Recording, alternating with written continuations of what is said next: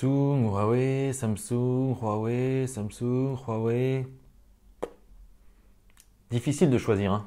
Entre le Samsung Galaxy S10 Plus et le Huawei P30 Pro, le choix est quand même plutôt difficile. Alors parmi les deux smartphones les plus plébiscités de ce début d'année 2019, on a souhaité savoir lequel des deux était le meilleur.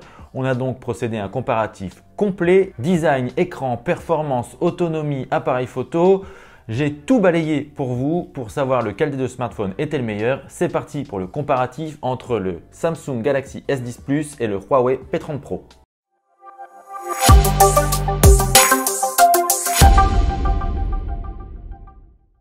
Depuis le début d'année 2019, Samsung et Huawei se tirent la bourre pour savoir lequel des deux aura le meilleur smartphone. Les deux constructeurs ont d'abord présenté chacun leur smartphone pliable, le Galaxy Fold pour le premier et le Huawei Mate X pour le second. Mais en marge de ces deux produits qui sont plutôt futuristes, les deux constructeurs ont également présenté d'autres smartphones haut de gamme.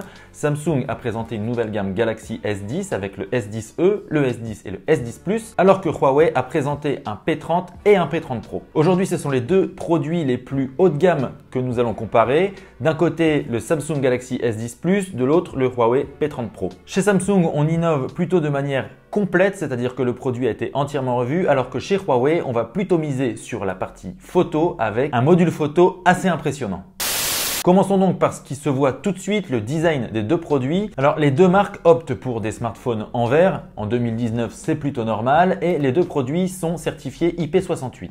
Parmi les autres points communs, on va trouver l'écran. Samsung comme Huawei ont intégré des écrans incurvés sur les côtés et il s'agit de deux écrans AMOLED, mais j'y reviens juste après. Du coup, au niveau de la prise en main, on a quand même deux smartphones qui sont assez similaires avec des tranches très fines et arrondies. En revanche, Huawei a choisi des bordures supérieures et inférieures plates alors que Samsung conserve l'arrondi sur ces deux bordures. D'ailleurs, chez Samsung, les bordures sont chromées alors que chez Huawei, elles reprennent le coloris du smartphone. La disposition du module photo est elle aussi différente. Samsung a choisi une position horizontale alors que Huawei a préféré une position verticale située sur le coin gauche de la coque. Autre élément distinctif entre les deux appareils, Samsung intègre un jack 3,5 mm alors que Huawei a fait le choix de le retirer. C'est déjà le cas sur le Mate 20 Pro. Mais surtout, ce qui va distinguer les deux smartphones, c'est le choix de l'encoche ou de pas encoche sur l'écran des téléphones. Chez Samsung, on a une innovation majeure puisque le constructeur intègre le premier écran AMOLED à trous. On a donc un petit trou dans le coin supérieur droit de l'écran qui intègre un double capteur photo. Chez Huawei, on mise sur une petite encoche centrale située en haut de l'écran, mais cette encoche, elle est vraiment très petite puisqu'elle entoure à peine le capteur photo frontal. Dans les deux cas, les bordures qui entourent l'écran sont pratiquement invisibles et je dis bien pratiquement, le menton est un tout petit peu plus fin chez Samsung encore que chez Huawei et pour les deux, eh bien, c'est quand même un design qui est particulièrement soigné. Et comme il n'y a ni technologie comparable à Face ID du fait des capteurs photo très petits et qu'il n'y a pas non plus de lecteur d'empreintes physique, Samsung comme Huawei ont intégré un lecteur d'empreintes sous l'écran. Mais attention, chez Samsung, on a choisi un lecteur ultrasonique qui est donc censé être plus réactif et répondre même lorsque les doigts sont mouillés, abîmés ou tout simplement sales. Dans les faits, les deux lecteurs d'empreintes répondent parfaitement tous les deux, on ne voit pas vraiment de différence, mais Samsung a quand même fait un effort technologique. Ça reste donc un élément à souligner. Dans l'ensemble, les deux smartphones sont donc très jolis tous les deux, ce sont deux petits bijoux de technologie, mais on a quand même une petite préférence pour le Galaxy S10 Plus qui semble moins massif, plus fin et qui offre une meilleure prise en main. En revanche, le P30 Pro est proposé dans des coloris vraiment très séduisants, ça sort de la norme. Samsung lui a fait le choix de coloris plus classiques. Donc de ce côté, Huawei a fait preuve de plus de créativité et c'est un point à souligner. Et puis comme de toute façon le design est quelque chose de subjectif, je ne vais pas donner mon avis sur lequel je préfère puisque chacun aura sa petite préférence. Les goûts et les couleurs, ça ne se discute pas. En revanche, ce qu'on peut comparer, c'est l'interface. Les deux smartphones intègrent Android 9.0 Pie, mais Samsung a procédé à une vraie révolution de son interface en intégrant la surcouche One UI, alors que Huawei conserve EMUI qui est pour le moment vraiment un petit peu vieillot. Pour le coup, la Samsung met une vraie claque à son concurrent avec une interface qui est vraiment léchée, qui est affinée, très classe, très élégante, avec des menus repensés et beaucoup plus intuitifs qu'auparavant, et puis des fonctionnalités toujours bienvenues. Les deux smartphones proposent un mode dark, mais c'est vraiment sur le Galaxy S10 Plus que l'ergonomie est meilleure. Alors bien sûr, là encore, chacun y trouvera son compte, mais si on doit être objectif, la meilleure surcouche Android entre les deux, c'est bien celle du Samsung Galaxy S10 Plus. Autant on pouvait critiquer auparavant TouchWiz puis Samsung Experience, autant là, Samsung a vraiment fait un gros travail logiciel. Et le logiciel, c'est quand même un point extrêmement important dans l'expérience globale. Donc, point pour Samsung sur la partie interface. Si Huawei veut pouvoir continuer à séduire les utilisateurs, il va vraiment falloir qu'ils mettent un petit coup d'accélérateur du côté du développement du logiciel. Côté écran, il y a encore là de nombreuses similitudes entre le Galaxy S10 Plus et le P30 Pro. Les deux écrans sont des écrans AMOLED incurvés. Celui de Samsung mesure 6,4 pouces alors que celui de Huawei mesure 6,47 pouces. À l'œil nu, on ne voit vraiment pas la différence. Comme je le disais précédemment, les deux écrans épousent donc les bordures du smartphone, mais chez Samsung, c'est quand même un petit peu plus fin que chez Huawei. Ça s'explique tout simplement par l'intégration d'une batterie plus imposante dans le P30 Pro. Et j'y reviendrai juste après. La différence principale entre les deux écrans, ça se situe au niveau de l'encoche. Samsung a donc intégré un poinçon dans le coin supérieur droit alors que Huawei a préféré l'encoche. Pour le coup, le poinçon fait son effet. On a vraiment l'impression d'utiliser un smartphone uniquement avec un écran en face avant.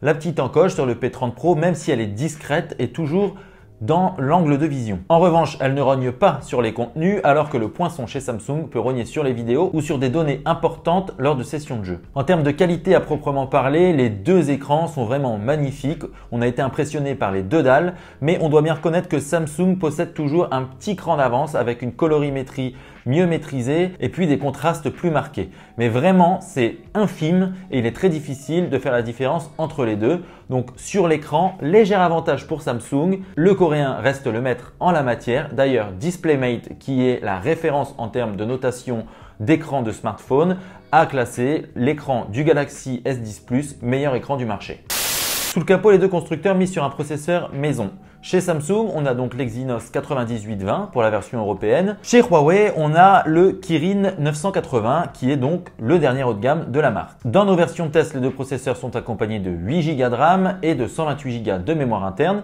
Chez Samsung, cette mémoire est extensible avec une carte micro SD, alors que chez Huawei, il faudra compter sur une NM Card qui est un format maison créé par Huawei. En matière de performance, là encore, la différence entre les deux smartphones n'est absolument pas perceptible. Les résultats des benchmarks sont sensiblement les mêmes et puis même à l'utilisation, qu'il s'agisse du quotidien avec des applications légères, les réseaux sociaux, les mails, le surf sur le web. Dans tous les cas, c'est fluide des deux côtés. Et même pour les usages très gourmands, comme des jeux qui sont exigeants graphiquement ou même des applications de retouche photo ou de montage vidéo, les deux smartphones sont tous les deux très performants. En revanche, les deux ne sont pas à la hauteur de la puce A12 Bionic d'Apple. Mais ce n'est qu'un petit détail. De toute façon, à ce niveau de performance, il est très difficile de distinguer les smartphones entre eux. Ils répondent à 100% aux besoins des utilisateurs. Petit bémol toutefois du côté de Samsung puisque le Galaxy S10 Plus a tendance à chauffer lorsqu'on le sollicite un petit peu trop. Donc lorsqu'il y a trop d'applications gourmandes qui tournent en même temps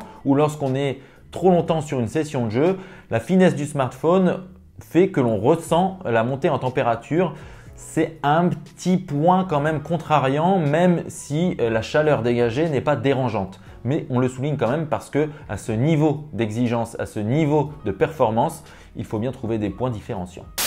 Là où le Galaxy S10 Plus prend une petite claque, c'est au niveau de l'autonomie. Chez le coréen, on a opté pour une batterie de 4100 mAh alors que chez Huawei, on a choisi une batterie de 4200 mAh. Il y a 100 mAh de différence entre les deux et pourtant, le Huawei P30 Pro a une autonomie bien plus importante que celle du Galaxy S10 Plus. Le smartphone de Samsung va tenir une bonne journée, voire une journée et demie, alors que le smartphone de Huawei tiendra allègrement les 2 jours. Mais surtout, le smartphone de Huawei se recharge beaucoup plus rapidement grâce au système Supercharge en version 2.0. Le P30 Pro est capable de gagner 70% d'autonomie en 30 minutes à peine. De son côté, le Galaxy S10 Plus en une demi-heure gagne 50% d'autonomie. C'est une différence quand même notable. Pour le reste, les 2 smartphones sont compatibles avec la recharge sans fil et les 2 smartphones intègrent la recharge inversée. Donc on peut recharger soit des écouteurs sans fil, soit d'autres smartphones en les posant tout simplement sur le S10 Plus ou sur le P30 Pro.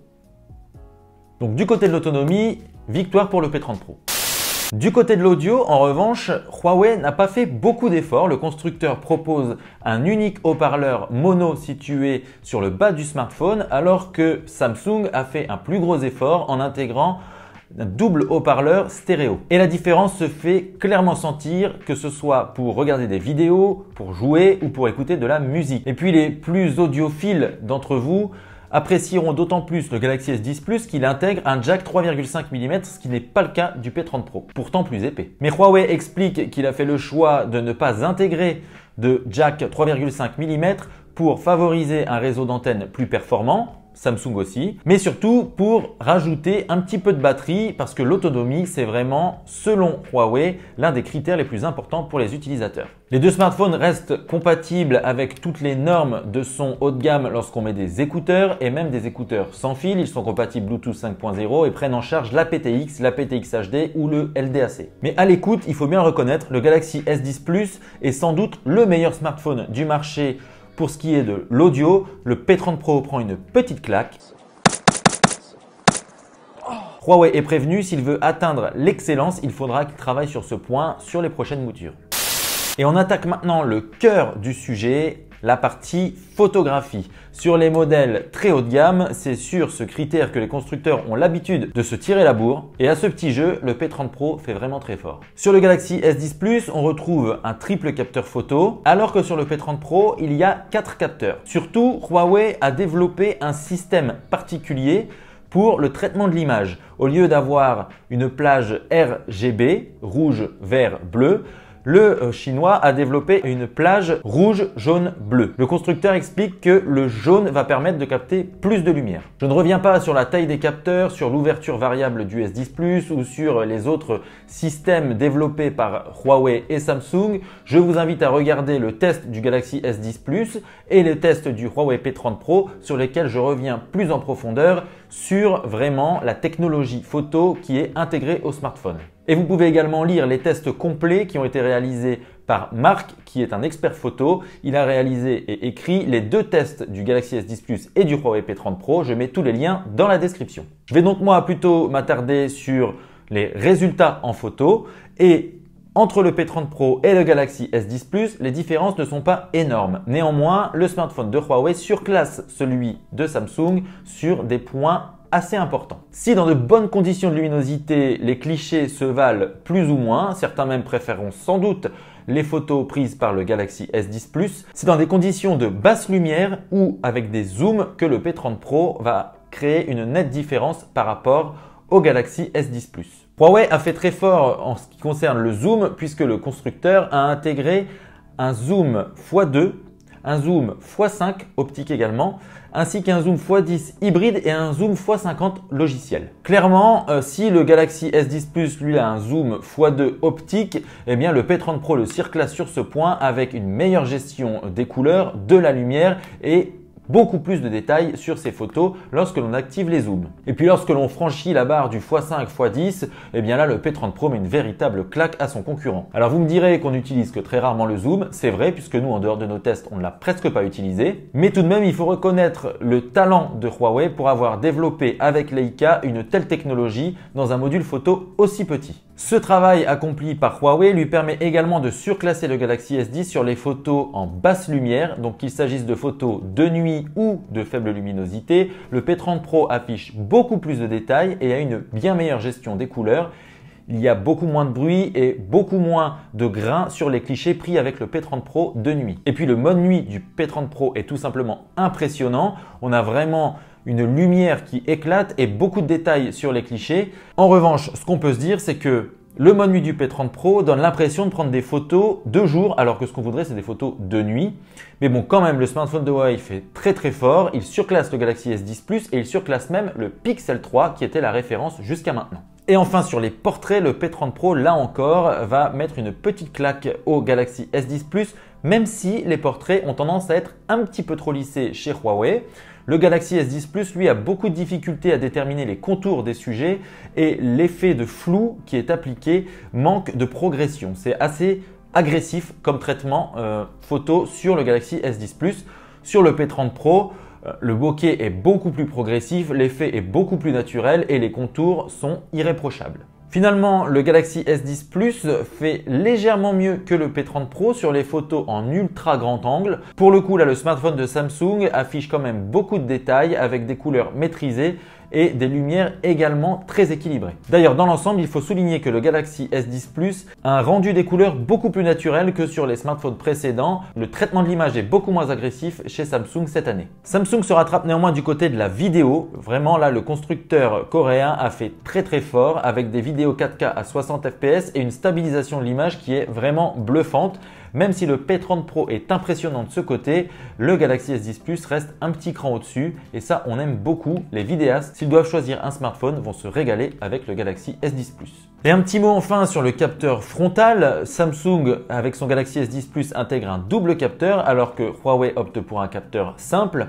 Néanmoins, le traitement de l'image chez Huawei est beaucoup plus naturel et étrangement, sur les photos prises avec le Galaxy S10 Plus, il y a une tendance à la surexposition et à un lissage des visages qui n'est pas tout à fait naturel. Encore une fois, les deux smartphones sont excellents en photo. Le Galaxy S10 Plus est sans doute l'un des meilleurs du marché. Le P30 Pro, lui, est tout simplement le meilleur. Et on termine donc par le prix des deux smartphones. Le Galaxy S10 Plus est proposé à 1009 € alors que le P30 Pro lui est commercialisé à 999 €. Ce sont des tarifs qui sont sensiblement les mêmes et puis avec le temps, ils vont baisser tous les deux à peu près à la même allure. Donc, qu'est-ce qu'il faut choisir entre les deux smartphones? Pour nous, c'est assez difficile à dire. On va dire quand même que si vous cherchez un smartphone complet, le Galaxy S10 Plus sera plus séduisant, notamment grâce à son interface léchée et bien repensée, mais également grâce à plein de petits détails qui font la différence, comme le port jack 3.5 mm, comme l'intégration de Samsung Pay, ou comme encore tout simplement ce magnifique écran avec le poinçon et le design qui est tout de même un cran au-dessus du P30 Pro. Le P30 Pro, lui, s'adresse plutôt à un public en recherche de qualité photo irréprochable. C'est tout simplement le meilleur du marché. Et puis, qui veulent une autonomie vraiment remarquable. Là encore, le P30 Pro surclasse le Galaxy S10 Plus. Donc, entre les deux, il n'y a pas vraiment de meilleur smartphone, mais il y en a sans doute un qui correspond le plus à vos besoins. J'espère donc que ce comparatif vous aura aidé à faire la différence entre les deux produits. Voilà, cette vidéo comparative du Galaxy S10 Plus et du P30 Pro est maintenant terminée. Merci à tous de l'avoir regardé. Je mets dans la description tous les liens concernant d'un côté le Galaxy S10 Plus, de l'autre le P30 Pro et je mets également un lien vers le comparatif écrit entre le Galaxy S10 Plus et le P30 Pro. D'autres comparatifs arrivent bientôt, donc restez connectés. Je vous invite pour cela à vous abonner à la chaîne YouTube juste ici et à activer la petite cloche pour recevoir une notification dès qu'une nouvelle vidéo est disponible. Encore un grand merci à tous pour votre fidélité. À très bientôt pour de nouvelles vidéos sur Phone Android. Ciao ciao!